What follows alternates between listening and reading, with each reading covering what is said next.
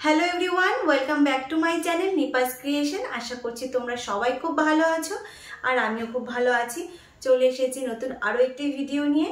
জানি অনেকটা দিন ওয়েট করালাম তোমাদেরকে ভিডিওটা আনার জন্য, কিন্তু কি করব বলো, একটু শরীরটা এখন খারাপ যাচ্ছে, সেই জন্য তার জন্য কিন্তু অনেক সরি। তোমরা আমাকে একটু প্লিজ ক্ষমা করে দিও, বোঝার চেষ্টা করো। এখন কিন্তু শরীরটা অনেকটাই খারাপ। তো আজকে যে টপিকটা নিয়ে আলোচনা করব, এই টপিকটা নিয়ে আলোচনা আমি তার শীঘ্রই আরও আগে করার চেষ্টা করতাম, কিন্তু সময় হয়ে উঠছিল না। কিন্তু এই টপিকটা খুবই ইম্পর্টেন্ট একটা জিনিস, তার কারণ আমি যে এখন পার্সোনালভাবে গাইড করছি যে দিদিদের, যে বোনদেরকে, তাদের কিন্তু অনেকের ক্ষেত্রে এই সমস্যাটা দেখা দিচ্ছে। তো তারা কিন্তু অনেকটা কনফিউজ হয়ে আছে যে এটার জন্য কি তাদের প্রেগনেন্সিতে প্রবলেম হবে কি না। তো সেই জিনিসটাই তোমাদেরকে একটু ক্লিয়ার করে দিচ্ছি। তো দেখো, আমাদের যে এগ কোয়ান্টিটি আছে, আমাদের যে ডিম্বাণু আছে, আমরা কিন্তু প্রতিটা মেয়ে কিন্তু আমরা আলাদা আলাদা কোয়ান্টিটি নিয়ে ডিমের জন্মগ্রহণ করি। মানে ধরো আমার, তোমার, সবাই যখন আমরা জন্ম নেই তখন কিন্তু আমাদের কিছুটা পরিমাণে ডিম নিয়ে আমরা জন্মগ্রহণ করি। কারো ভাগ্যে হয়তো এতটা পরিমাণ, কেউ হয়তো এতটা পরিমাণ, কেউ হয়তো তারও বেশি এতটা পরিমাণ। সেগুলো কিন্তু আগে থেকে ডিসাইডেড থাকে কে কতটা পরিমাণ ডিম নিয়ে জন্মগ্রহণ করবে। তো ফার্স্ট এটা গেল, বা আমাদের হাতেই নেই এই জিনিসটা। তো যখন আর কি বয়স বাড়ার সাথে সাথে ধরো 40 পর্যন্ত আসলেই কিন্তু আজকালকার দিনে পিরিয়ডটা কিন্তু টোটালি অফ হয়ে যাচ্ছে মহিলাদের। তো ততদিনে কিন্তু আমাদের ডিমগুলো খরচ হয়ে যাচ্ছে। তখন 11-12 বছর হয়ে যায়, তখন থেকে কিন্তু আমাদের পিরিয়ড সাইকেলটা স্টার্ট হয়ে যায়।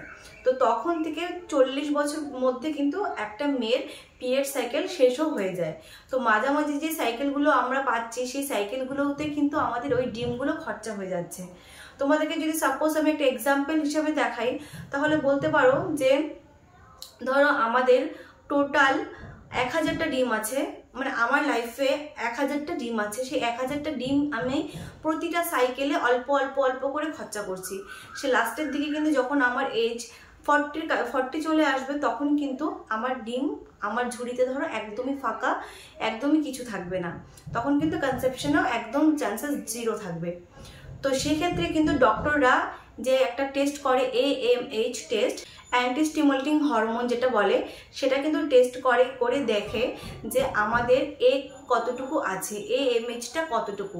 সেটা কিন্তু ইনফার্টিলিটিতে কিন্তু অবশ্যই এটা চেক করে ডক্টররা, যে তোমার এগ কতটুকু আছে। সেটা আমারও করেছে, যাদের যাদের রিপোর্টস দেখছি তারাও করে, তাদেরকেও ডক্টর করিয়েছে। আর যারা তোমরা ভিডিওটা দেখছো, যারা PCOD বা PCOS নিয়ে যারা সাফার করছো, তারাও কিন্তু, তাদেরকেও কিন্তু ডক্টর এই জিনিসটা করায়। তো সেখান থেকে তোমরা যদি টেনশন, মানে কি বলবো, টেনশন তো অবশ্যই একটা থাকে যখন AMH এর সংখ্যাটা অনেকটা কমে আসে। AMH দেখো মোটামুটি 2, মানে 2 পয়েন্ট সামথিং কিছু থাকলে পরে এটা তোমাকে বলা যেতে পারে যে তুমি একদম আর কি লাস্ট অ্যাভারেজে আছো। যে এর নিচে যদি তোমার AMHটা ডাউন হয়ে যায়, মানে 2 এর নিচে যদি তোমার AMHটা ডাউন হয়ে যায়, তাহলে কিন্তু তোমাদের একটা টেনশনের বিষয়। কারণ টেনশনের বিষয় একটা জিনিসই, সেটা হচ্ছে গিয়ে তোমাদের কিন্তু ডিমটা তোমার বডিতে অনেকটাই কম আছে। মানে তোমার ডিমটা কিন্তু প্রতিটা সাইকেলে একটু একটু করে খরচা হয়ে যাচ্ছে, তোমার বডিতে কিন্তু ডিমটা অনেকটাই কম আছে। সেক্ষেত্রে তোমার কিন্তু তাড়াতাড়ি করে স্টেপ নিতে হবে প্রেগনেন্সির জন্য, যাতে করে ডক্টরের সাহায্যে বা IVF এর থ্রুতে যে কোনোভাবে হোক তুমি যেন আর কি কনসেপশনটা তাড়াতাড়ি চলে আসে। তো ওই দিকে খেয়াল রাখতে হবে যাদের AMHটা অনেকটা কমে গেছে। তাছাড়া AMH একটা নর্মাল রেঞ্জ আছে, আর যাদের সামথিং ধরো 2.20 বা কিছু সামথিং, তো তার থেকে ধরো 8 কি 9 পর্যন্ত AMHটা থাকে, তাদের কিন্তু একদম ঠিকঠাক থাকে AMHটা। এগুলো কিন্তু আস্তে আস্তে ফল্ট করতে স্টার্ট করে।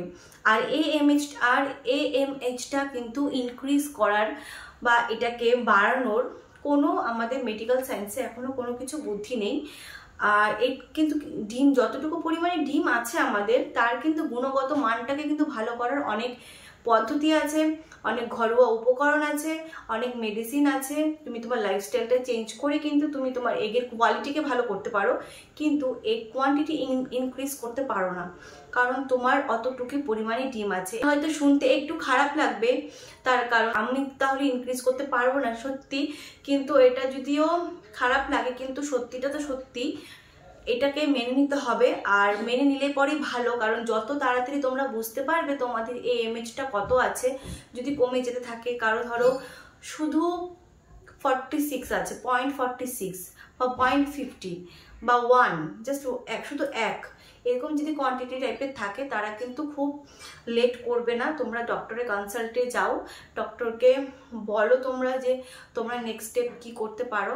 ডক্টর হয়তো 1, 2, 3টে সাইকেল তোমাদেরকে দেখবে, তোমাদের যাতে ওই ডিমের থেকে যেন তোমাদের এই কোয়ালিটিটাকে ভালো করে ইমপ্রুভ করে যাতে প্রেগনেন্সিটা আসে, সেটা হয়তো চেষ্টা ডক্টররা করবে।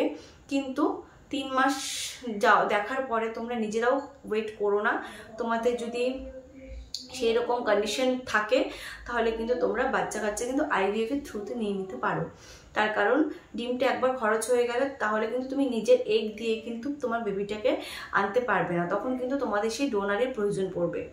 এটা হচ্ছে AMH এর ভ্যালু প্রেগনেন্সির জন্য। তো আশা করছি তোমরা এই জিনিসটা ক্লিয়ার বুঝতে পেরেছো। যারা যারা আমার মেম্বারশিপে রয়েছো তারাও হয়তো বুঝতে পেরেছো। মেম্বারশিপে যারা যারা রয়েছো তাদের মধ্যে বেশি না, খুব কম মানুষেরই AMHটা একটু ফল্ট আছে। তো তারাও কিন্তু যারা আর কি ডক্টরের কনসাল্টে আছো, আমি তাদেরকে বলে রেখেছি পার্সোনালভাবে যে তারা হয়তো কিছু 1-2 সাইকেল ওয়েট করে তারপরে যাতে ডক্টরকে গিয়ে ইমিডিয়েট কোনো কিছু একটা স্টেপ নেওয়ার কথা বলে। তার কারণ আমরা কিন্তু সবাই একটা সন্তানের জন্য কিন্তু আশা করে থাকি, কিন্তু আমরা যে কোনো উপায়ে কিন্তু সেটাকে মানে পাওয়ার জন্য অনেক লড়াই করে থাকি। যখন তোমার AMHটা একদমই কমে যাচ্ছে, সেক্ষেত্রে কিন্তু সেটা তোমার হাতেও নেই, তোমাকে দোষ দিয়েও লাভ নেই। এটা তোমার কি বলবো, জিনগত, এটা একটা জিনগত জিনিস, তোমার হাতে সেটা নেই। তো নিজেকে দোষ দিয়ে কোনো লাভ নেই। বিয়ে ধরো হয়েছে খুব রিসেন্ট, ধরো কারো বিয়ে হয়েছে 1 বছর হয়েছে, সে কনসেপশনের জন্য ট্রাই করছে, পিরিয়ডসটাও রেগুলার হচ্ছে, কিন্তু সে যখন কনসেপশন করতে পারছে না, তখন ডক্টরের কাছে গিয়ে রিপোর্টস করছে, তখন রিপোর্টে কিন্তু ধরা পড়ছে তার AMHটা অনেকটাই কম আছে, অনেকটাই লো, এগ কাউন্ট অনেক লো। তখন গিয়ে কিন্তু তার দোষ দিন লাভ নেই, কারণ সে তো বেচারি কিছুদিন হলো টেস্ট করেছে, আর এটা তো কোনো আকার ইঙ্গিত থাকে না বডিতে যে আমাদের AMHটা কমে আসছে। এটা কিন্তু কোনো কিছু সিমটম থাকে না বডিতে শুরুতে। তো সেই ক্ষেত্রে আমি তোমাদেরকে বলবো তোমরা তাড়াতাড়ি ডক্টরের কাছে যাও, ডক্টরের পরামর্শ অবশ্যই নেয়, আর একটা ভালো ডক্টর দেখাও। তোমরা যারা যে ডক্টরের কাছে থাকছো, ডক্টররা কিন্তু তোমাদেরকে হয়তো 3 মাস করে ওয়েট করাবে, কিন্তু আমি বলছি তোমরা যদি ভালো ইনফার্টিলিটির ডক্টরের কাছে যাও, তাহলে কিন্তু ওরা অনেকটা অ্যাডভান্স ট্রিটমেন্ট করে, ওদের কাছে গিয়ে কিন্তু তোমরা তোমাদের রেজাল্টটা ভালো পেতে পারো। যেই কটা এগ থাকে আমাদের, ধরো ওই এগ কোয়ালিটিকে ভালো করার জন্য কিন্তু অনেক উপায়, অনেক ধরো হোম রেমেডি আছে। সেই জিনিসগুলো যদি তোমরা জানতে চাও, আমরা কিন্তু কমেন্ট সেকশনে অবশ্যই জানাবে আমাকে, তাহলে কিন্তু আমি এর পরের ভিডিও কিন্তু তোমাদেরকে নিয়ে আসবো, তোমাদের ডিমের গুণগত মান কি করে ভালো করতে পারো। তো আজকের ভিডিওটা এতটুকুই ছিল, আশা করছি তোমাদের একটু হলেও উপকার হয়েছে এই ভিডিওটা দেখে। আর যারা যারা আমার চ্যানেলে আজকে নতুন, তারা সবাই প্লিজ চ্যানেলটাকে সাবস্ক্রাইব করে দাও, আর সাবস্ক্রাইব করে চ্যানেলে অবশ্যই পাশে থাকবে। আমি কিন্তু নিত্য নতুন এরকম নানান ধরনের ভিডিও নিয়ে আসি। তো দেখা হচ্ছে পরের ভিডিওতে, সবাই ভালো থেকো, সবাইকে টাটা।